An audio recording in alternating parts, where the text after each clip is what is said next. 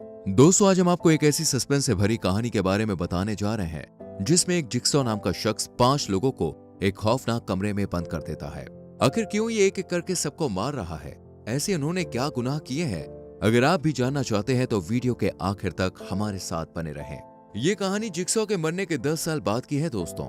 यहाँ पर एक आदमी पुलिस से बचकर भाग रहा था और वो एक छत पे चढ़ जाता है जहाँ उसे एक क्रॉस का साइन और एक रिमोट दिखाई देता है। पुलिस उसे चारों तरफ से घेर लेती है, लेकिन वो शख्स ऑफिसर हेलोरेन से बात करने की जिद करता है। तभी यहाँ हेलोरेन आ जाता है। इस मुजरिम का नाम एडकट है। यह पुलिस को बताता है कि मेरे हाथ में ये रिमोट है जिसे अगर मैंने ऑन किया तो एक गेम शुरू हो जाएगा। ये एक मौत का खेल है। ये सुनकर हेलोरेन बोलता है कि कौन तुम्हें कंट्रोल कर रहा है? एडकट उसका जवाब नहीं देता और रिमोट ऑन कर देता है और हेलोरेन उसे मार देता है। रिमोट का बटन ऑन करते ही एक कमरे की लाइट चालू हो जाती है जहां 5 लोग के सिर पर पबजी वाला हेलमेट लगा होता है और ये लोग जंजीरों से बंधे होते हैं। यहाँ स्पीकर से आवाज आती है जो कि जिक्सॉ के थे। हालांकि 10 साल पहले ये मर चुका था, लेकिन क्या ये अभी तक जिंदा है? इस बात का खुलासा आगे होगा। जिक्सॉ बोलता है, अगर तुम अपनी जिंदगी चाहते हो तो झूठ बोलना और धोखा देना बंद कर दो। सच बोलो और यहाँ से आजाद हो जाओ। आगे वो बोलता है कि अगर तुमने रूल्स को तोड़ने की कोशिश की तो तुम मारे जाओगे। मैं तुम्हारे साथ एक गेम खेलूंगा जिसमें तुम्हें अपना थोड़ा खून देना होगा और फिर ये ग्रीन लाइट ऑन हो जाएगी और तुम यहाँ से बाहर निकल जाओगे। और साथ ही अगर तुम अपने गुनाह कबूल करते हो तो ये जंजीरें कम हो जाएंगी और अगर ऐसा नहीं हुआ तो इसका अंजाम पूरा होगा। गेम चालू हो जाता है और ये लोग इस जंजीरों की तरफ खींचते चले जाते हैं। तभी लड़की को खून देने वाली बात याद आती है और वो अपना हाथ ब्लेड पर लगाकर थोड़ा खून दे देती है। ये करते ही पबजी वाला हेलमेट खुल जाता है। ये देखकर सभी लोग अपना हाथ ब्लेड की तरफ आगे कर देते हैं और हेलमेट से आजाद हो जाते हैं। लेकिन यहाँ पर एक शख्स बेहोशी की हालत में था, इसलिए वो ब्लेड की तरफ खिंचा चला आया और रूल्स ना फॉलो करने की वजह से मारा गया। इसके बाद इस रूम का दरवाजा खुल जाता है। अब ये सब सीसीटीवी कैमरे की नजर में थे। यहाँ पर 2 लड़कियां जिनका नाम है एना और काली वो होती है और एक लड़के का नाम होता है मिच, वो भी होता है। एना बोलती है कि वो हमसे सच सुनना चाहता है। यहाँ पे हमें पता चलता है कि जरूर इन लोगों ने कुछ गलत काम किया है। अगले दिन सड़क पर एक लड़की जॉगिंग कर रही थी। तभी उसके पीछे उसी लड़की की लाश लटकी होती है जो जिक्सॉ की कैद में मारा गया था। इस लाश की छानबीन के लिए डॉक्टर उसका हेलमेट उतारते हैं तो उसका आधा चेहरा कटा हुआ होता है और गले पर जिक्सॉ का साइन होता है। ये देखते ही डॉक्टर समझ जाते हैं, लेकिन ऑफिसर कहता है कि जिक्सॉ का जिंदा होना नामुमकिन है क्योंकि वो तो 10 साल पहले ही मर चुका था। यहाँ पर हेलोरेन के साथ एक और ऑफिसर कैद होता है। डॉक्टर इसके गले से पेन ड्राइव निकालते हैं। यहाँ पे इन्हें पता चलता है कि अब सिर्फ 4 लोग जिंदा हैं। सीन शिफ्ट होता है और हमें वो चारों लोग दिखाई देते हैं। यहाँ जिक्सॉ की फेवरेट डॉल एक मैसेज लेकर आती है जिस पर लिखा था कन्फर्म, यानी अपना गुनाह कबूल करो। और तभी इन चारों की जंजीरें खिंचना शुरू हो जाती है और ये लोग एक एक करके सच बताना शुरू करते हैं। मिच बताता है कि मैंने एक लड़के को बाइक बेची थी, लेकिन थोड़ी ही देर बाद उस लड़के का एक्सीडेंट हो गया और वो मारा गया। एना बताती है कि हमारे बच्चे की मौत हो गई थी जिसकी वजह थे मेरे हस्बैंड। वो गलती से मेरे बच्चे के ऊपर सो गए थे और उसका दम घुट गया। इसमें मेरी कोई गलती नहीं है। लेकिन अभी भी जंजीरें खिंचना शुरू रहती हैं। इसका मतलब है कि अभी भी ये लोग सच छुपा रहे हैं। तब मिच डॉल के हाथ से जैसे ही टेप रिकॉर्डर लेता है वैसे ही ये जंजीरें खुल जाती हैं, लेकिन ये लोग अभी बंधे हुए थे। इसी बीच यहाँ इनके सामने 3 इंजेक्शन आ जाते हैं और जिक्सॉ बताता है कि इस गेम की शुरुआत उस धोखेबाज से होगी जिसने पर्स चोरी किया था। जब तुम लोग बेहोश थे तो उस चोर को जहर का इंजेक्शन लगाया था। इन इंजेक्शन में एक एंटीडोट और दूसरे में तेजाब है। अगर तुमने सही इंजेक्शन चुना तो तुम्हारी जंजीर खुल जाएगी, लेकिन अगर गलत चुना तो तुम सब मारे जाओगे। जिक्सॉ की बात सुनकर ये सभी लोग एक दूसरे की तरफ देखते हैं। एना कहती है कि जिसने उस लेडी को मारा था उस चोर के शरीर पर इंजेक्शन का निशान है। इन लोगों को पता चलता है कि कार्ली ही वो चोर है, इसलिए रियान सच बोलने के लिए कहता है, लेकिन कार्ली बोलता है कि इसमें मेरी कोई गलती नहीं थी।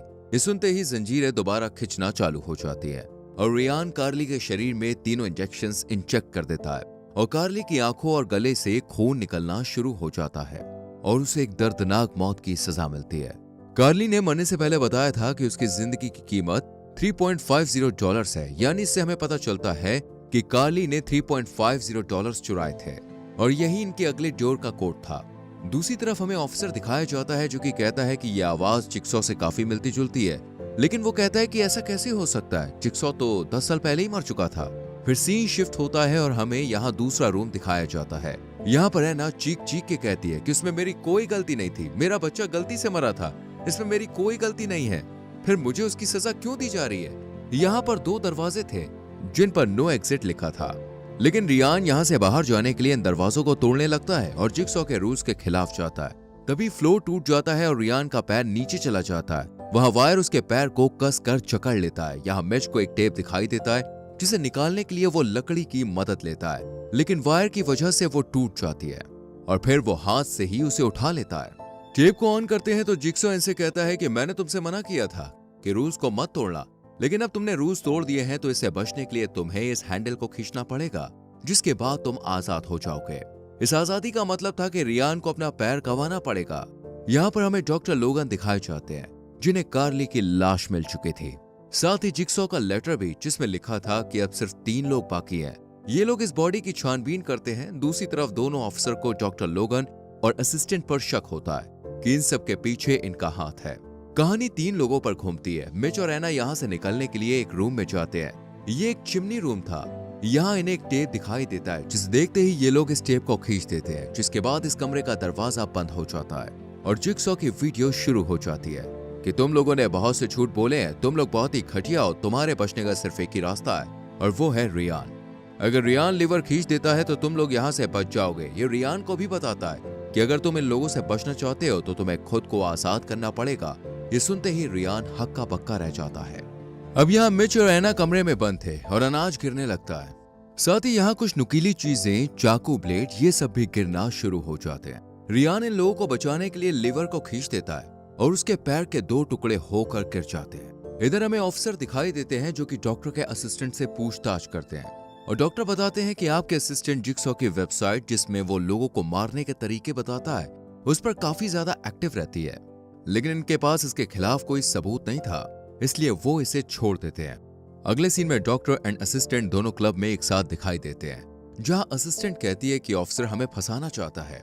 उसके बाद वो डॉक्टर लोगन को जिक्सॉ के पुराने वाले घर में ले जाती है, जहां उसके साथ सारे ट्रैप थे। दोनों को यहाँ देखकर एक ऑफिसर चुपके से इनके वीडियो रिकॉर्ड कर लेता है। यहाँ सीन फिर से इन 3 लोगों पर शिफ्ट होता है और हमें मिच का नाम दिखाई देता है। जैसे ही मिच टेप को उठाता है वैसे ही उसके पैरों को एक रस्सी जकड़ लेती है और मिच ऊपर लटक जाता है। जिक्सॉ कहता है कि तुमने अभी तक पूरा सच नहीं बताया। उस दिन तुमने उस बाइक को बेचकर $600 लिए थे, हालांकि तुम्हें पता था कि उसका ब्रेक खराब है और तुम्हारी ही वजह से उस लड़के की जान गई। वो लड़का मेरा भतीजा था, उसकी किसी से भी दुश्मनी नहीं थी।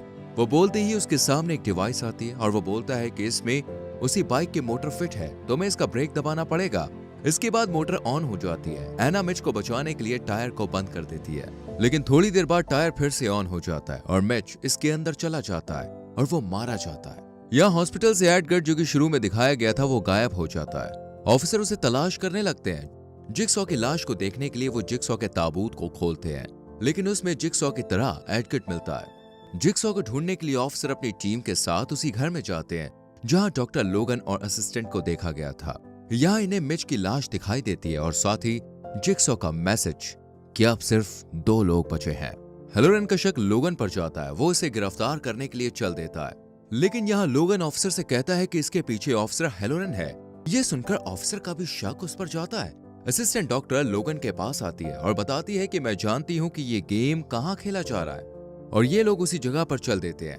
इनके पीछे पीछे हेलोरन भी चला जाता है। अब सिर्फ एना और रियान ही बचे थे। एना एक दरवाजे को खोलकर दूसरी तरफ आ जाती है, जहाँ इसे एक आदमी दिखाई देता है।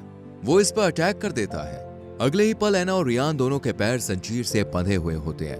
उनके सामने था जिक्सॉ। यहाँ वो दोनों की जुर्म बताता है। रियान से कहता है कि तुमने बचपन में बहुत से लोगों को परेशान किया है और तुम्हारी वजह से 3 दोस्तों की कार एक्सीडेंट में मौत हो गई।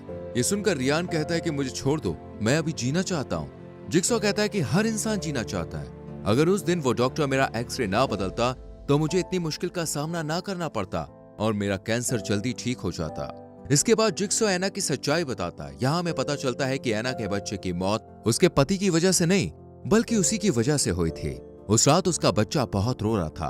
उसी से तंग आकर एना ने अपने बच्चे के मुंह को तकिए से दबा दिया और उसके बच्चे की मौत हो गई, और उसका सारा इल्जाम एना ने अपने पति के सिर कर दिया। जिक्सॉ एक बंदूक और एक गोली उठाता है और इन दोनों से कहता है कि इसमें तुम्हारी आजादी की चाबी है, तुम्हें एक दूसरे को मारना पड़ेगा। बाहर जाते ही एना बंदूक उठा लेती है और रियान की तरफ कर देती है। रियान ऐसा करने से मना करता है और कहता है कि ये एक चाल है, लेकिन ऐना इसकी बात नहीं सुनती और बंदूक चला देती है। ये गोली उल्टा ऐना पर ही लग जाती है और उसकी वहीं पर मौत हो जाती है, जिसके बाद रियान को आजादी की चाबी मिल जाती है। गेम वाली जगह पर लोगन भी आ जाता है। लोगन हैलोरेन की गर्दन पर इंजेक्शन लगा देता है और अगले सीन में ये दोनों भी जिक्सॉ के ट्रैप में फंस जाते हैं। जिक्सॉ इन लोगों को बताता है कि तुम्हें अपनी गलतियां मालूम है, उन्हें कन्फेस करो और आजाद हो जाओ। हैलोरेन डिवाइस का बटन ऑन कर देता है और लोगन उसकी तरफ खींचा चला जाता है। इसी बीच लोगन बताता है कि जिसने जिक्सॉ का एक्सरे चेंज किया था वो कोई और नहीं बल्कि मैं ही था। लोगन की डिवाइस ऑन हो जाती है और वो वहीं पर मारा जाता है। हैलोरेन सच बताता है कि मैंने बहुत रिश्वत खाई है, मेरी वजह से बहुत से मासूम लोगों की जान गई है।